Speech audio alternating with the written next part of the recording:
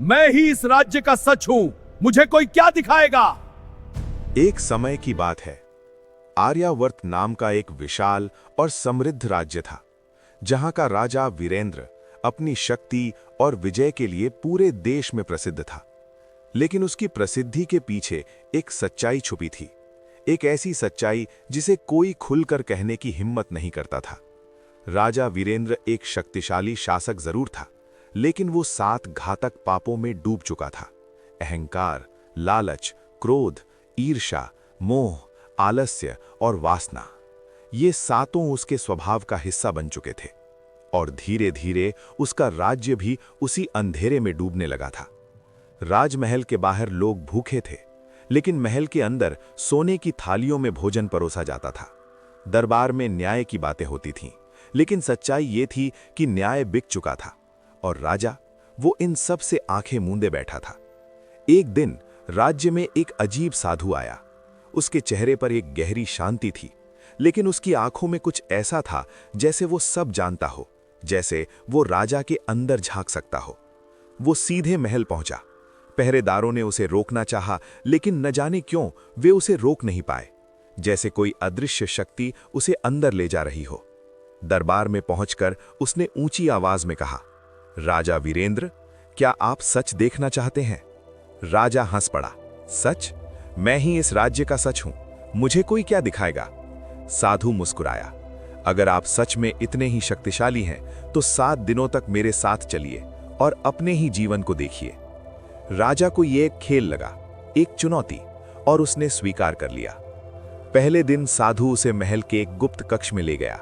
वहां एक विशाल दर्पण रखा था, लेकिन वो साधारण दर्पण नहीं था। जैसे ही राजा ने उसमें देखा, उसका चेहरा नहीं बल्कि उसके कर्म दिखाई देने लगे। उसने देखा एक किसान जो कर न दे पाने के कारण अपने परिवार सहित भूखा मर गया, एक सैनिक जो युद्ध में घायल हुआ लेकिन उसे कोई सहायता नहीं मिली, एक महिला जो न्याय के लिए दरबार आई लेकिन उसे अपमानित करके भगा दिया गया।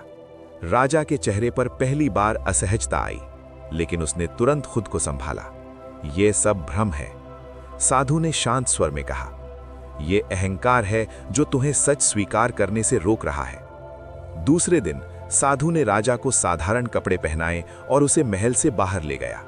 राजा पहली बार बिना पहचान के अपने ही राज्य में घूम रहा था। उसने देखा लोग उसे पहचान नहीं रहे थे और उनके चेहरे पर डर नहीं बल्कि थकान और निराशा थी। एक जगह उसने खाना मांगा, लेकिन उसे मना कर दिया गया क्योंकि देने के लिए कुछ था ही नहीं। उस रात राजा भूखा सोया और पहली बार उसे समझ आया कि भूख क्या होती है। तीसरे दिन साधु उसे बाजार ले गया। वहां एक व्यापारी ने उसे धक्का दिया, हट जा रास्ते से। राजा गुस्से से भर गया, तुझे पता है मैं कौन हूं? लेकिन फिर उसे याद आया अब वो कोई नहीं है। उस दिन उसने अपमान का स्वाद चखा, वही अपमान जो उसकी प्रजा रोज सहती थी। चौथे दिन साधु उसे एक गरीब परिवार के घर ले गया। वहां कुछ भी नहीं था, न धन न सुविधा, लेकिन वहां एक चीज थी, प्यार। एक माँ अपने बच्चों को खिलाकर खुद भूखी रह गई। एक पिता थका हुआ था लेकिन फिर भी मुस्कुरा रहा था। राजा ने हैरानी से पूछा, ये लोग खुश कैसे हैं? साधु ने कहा, क्योंकि इनके पास वो है जो तुम्हारे पास नहीं, दिल। 5वें दिन साधु उसे महल के अंदर ही ले गया, लेकिन इस बार एक अलग रास्ते से। राजा ने देखा उसके मंत्री और अधिकारी उसके नाम पर लोगों से पैसा लूट रहे हैं, झूठे फैसले ले रहे हैं, और सबसे बड़ी बात, उन्हें कोई डर नहीं था, क्योंकि उन्हें पता था राजा कभी सच देखने नहीं आएगा। राजा के अंदर कुछ टूटने लगा। 6वें दिन साधु उसे एक सुनसान जगह पर ले गया। वहां न कोई था, न कोई आवाज, सिर्फ सन्नाटा। राजा अकेला बैठा रहा घंटों तक, और पहली बार उसने खुद से बात की, क्या मैं सच में एक अच्छा राजा हूं? उसके मन से एक आवाज आई, नहीं। उसकी आंखों से आंसू बहने लगे। उसने पहली बार अपने पापों को स्वीकार किया। 7वें दिन राजा खुद साधु के पास आया। अब उसके चेहरे पर घमंड नहीं, पछतावा था। उसने कहा, मुझे माफ कर दो, मैंने अपने लोगों के साथ बहुत अन्याय किया। साधु मुस्कुराया। सच्चा राजा वो नहीं जो ताकतवर हो, सच्चा राजा वो है जो अपनी गलती मान सके। राजा महल लौटा, लेकिन इस बार वो बदल चुका था। उसने अपने भ्रष्ट मंत्रियों को सजा दी, गरीबों के लिए नए नियम बनाए, न्याय को फिर से स्थापित किया और सबसे बड़ी बात, वो खुद जनता के बीच जाने लगा। धीरे धीरे राज्य बदलने लगा। लोगों के चेहरे पर डर नहीं, सम्मान दिखने लगा।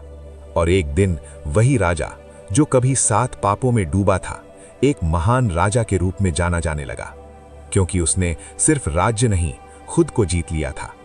कभी कभी इंसान को अपनी ताकत नहीं, अपनी सच्चाई देखनी चाहिए, क्योंकि असली जीत दूसरों को हराने में नहीं, खुद को बदलने में होती है।